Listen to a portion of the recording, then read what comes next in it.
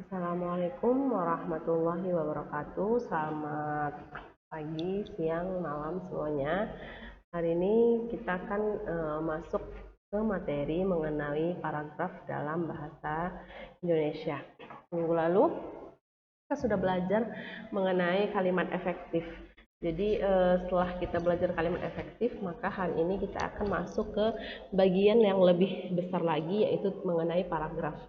Oke, di sini ada paragraf dalam bahasa Indonesia. Jadi akan kita bahas beberapa jenis paragraf, kemudian contoh-contohnya juga akan saya berikan, serta nanti akan saya harapkan kalian itu bisa menulis yang namanya paragraf tersebut. Oke, di sini dijelaskan pengertian paragraf. Paragraf yaitu satuan bahasa yang lebih besar dan lebih luas dari kalimat. Kalau minggu lalu yang kita bahas itu adalah mengenai kalimat, sekarang kita bahas mengenai paragraf. Kalau kalimat itu tandanya titik. Jadi dalam satu kalimat mereka membicarakan mengenai masalah batas studi. Masalah batas studi titik itu namanya kalimat.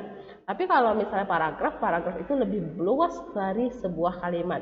Paragraf itu minimal terdiri dari 3 kalimat dalam penulisan karangan ilmiah. Jadi maksudnya adalah dikatakan sebuah paragraf jika dia lebih dari 3 kalimat. Kalau dia cuma 1 kalimat itu belum bisa dikatakan sebuah paragraf.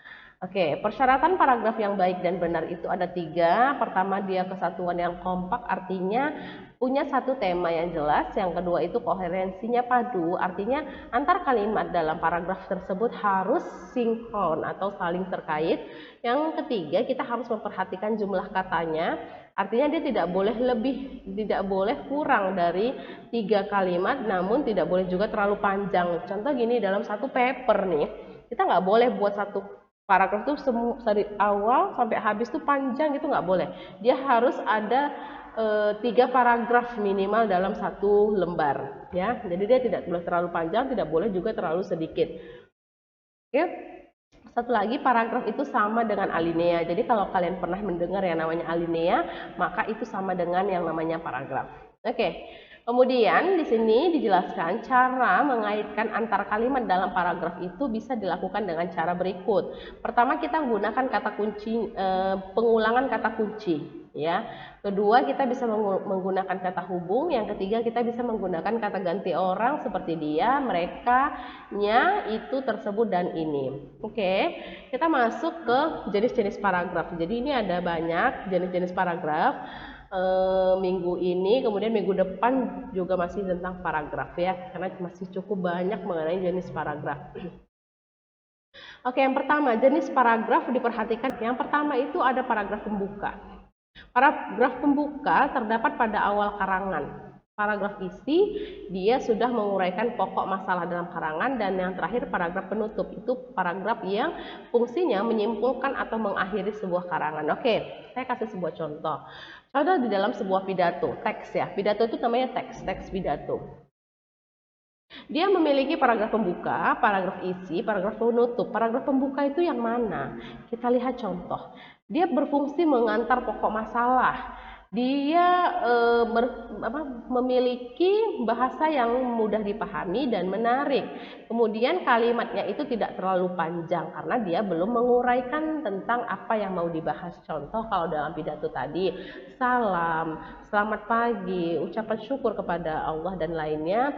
Kemudian tema apa yang mau dibahas dalam pidato tersebut itu termasuk paragraf pembuka semua. Itu kalau teksnya teks pidato. Tapi kalau misalnya teks biasa, contoh, kita ada sebuah teks berbicara mengenai sabun misalnya. Oke. Jadi di awal dijelaskan sabun, kalau pembukanya ya, sabun adalah salah satu kewajiban dasar untuk seseorang di dalam kehidupannya dalam hal membersihkan dirinya. Setiap orang memiliki sabun di dalam kehidupannya. Itu masih paragraf mengantar pokok masalah. Artinya paragraf yang mengantar bahwa yang mau dibahas ini adalah tentang sabun. Oke, itu paragraf pembuka. Contoh paragraf isi, kedua isi, ya. Kalau dalam pidato, paragraf isi itu udah isi tentang tema pidato tersebut. Disitulah sudah dijelaskan bahwa kemerdekaan itu seperti ini. Kemerdekaan itu inilah orang-orang yang memperjuangkannya. Kemudian hal-hal yang berkaitan tentang kemerdekaan di situ dimasukkan. Itu paragraf isi. Dia mengemukakan pokok masalah dengan jelas. Kemudian di situ dijelaskan dengan paragraf-paragraf lain, yaitu ekspositoris, argumentasi, deskripsi, dan narasi. Itu pengembangan paragrafnya. Nanti Ibu bahas satu persatu lagi. Oke, jadi kalau misalnya di dalam contoh wacana yang satu lagi, paragraf isi. Tadi kan tentang sabun, pengantarnya tadi itu tentang penjelasan pengantar untuk masuk mengenai sabun. Maka kalau diisi, ini judulnya sabun ya. Kalau diisi, maka di dalam ini yang ada adalah dijelaskan jenis-jenis sabun itu apa aja, aroma-aroma sabun itu apa aja, isi dari sebuah sabun itu apa aja, artinya kandungan yang ada di dalam sabun itu apa aja, itu dia. Jadi kalau kegunaannya, manfaatnya, harga dan lainnya itu disitulah dijelaskan di bagian isi.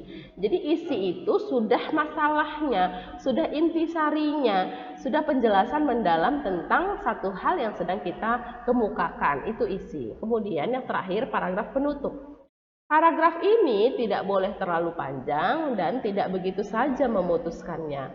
Paragraf ini ditampilkan sebagai cerminan sebuah kesimpulan.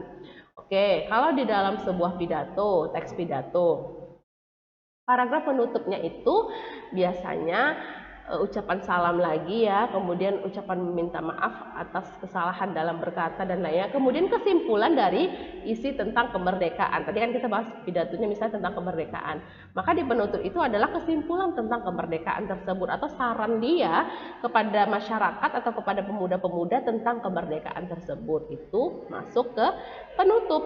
Itu kalau teksnya pidato. Tapi kalau teksnya teks misalnya satu judul yang kita bahas kayak sabun tadi, maka di penutup biasanya itu disampaikan bahwa kesimpulannya adalah sabun adalah bla bla bla gitu. Jadi kayak kesimpulan dari sabun tersebut atau saran ataupun ajakan boleh ataupun hal lainnya ya, pokoknya yang berkaitan dengan kesimpulan dari teks yang kita bahas atau tema yang kita bahas itu ya. Jadi kalau penutup tuh yang seperti itu. Oke, kalau misalnya dalam satu karya ilmiah, itu ada namanya latar belakang masalah. Kalau kalian pernah buat makalah, maka kalian akan pernah mendengar yang namanya latar belakang masalah ataupun pendahuluan. Di dalam hal tersebut bakalan ada tuh paragraf pembuka, paragraf isi, paragraf penutup ya. Jadi nanti Ibu mau kalian cari satu pendahuluan atau latar belakang masalah. Terserah mau latar belakang masalah apa aja, yang penting dia karya ilmiah ya. Kemudian kalian tentukan yang mana termasuk paragraf pembuka, yang mana termasuk paragraf isi, dan yang terakhir yang mana termasuk paragraf penutup. Harus kalian tandai di situ. Alasan kalian mengemukakan bahwa ini pembuka, ini isi, ini penutup, itu juga harus ada. Ya, Ibu mau itu tugas kita pada hari ini. Pokoknya dia harus karya ilmiah. Ya, karya ilmiah mengenai satu hal. Jadi kalian cari aja misalnya artikel mengenai ini gitu. Kalau misalnya orang orang perpajakan atau arsitektur atau sistem komputer, cari aja yang berkaitan dengan ilmu kalian masing-masing artikelnya. Kemudian kalian lihat di situ latar belakang masalahnya. Pokoknya dia bagian latar belakang masalah aja, jangan semua, enggak.